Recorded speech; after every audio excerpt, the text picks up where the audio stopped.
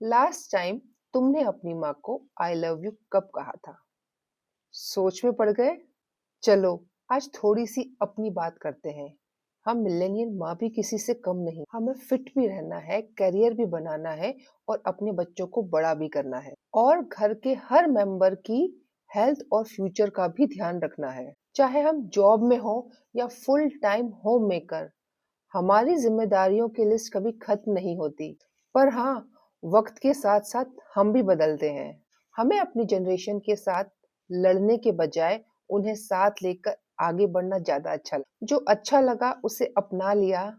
जैसे तुम्हारे प्यार जताने का तरीका, जैसे तुम आते हो, सीधे गले लग जाते हो और बड़ी कैजुअली कह जाते हो, लव यू माँ। और सच बताऊं, कभी कभी यह सुनकर दिल भर आता है। बात ही नहीं पड़ता कब हम इतने बेझिझक होकर अपनी माँ के सीने से लगे थे, इतने कैजुअली आई लव यू कह पाते थे।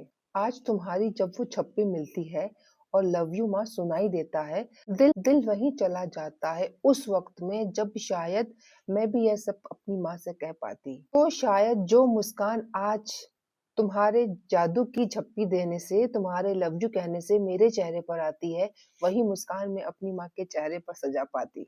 और ये प्यार ही नहीं, ये तो उस जनरेशन का इस जनरेशन को जताने का एक तरीका है। इसलिए तुम्हारी ये जादू की झप्पी और लव यू कहना तुम्हारी जनरेशन का हमारी जनरेशन को बहुत ही खास एक तोहफा है।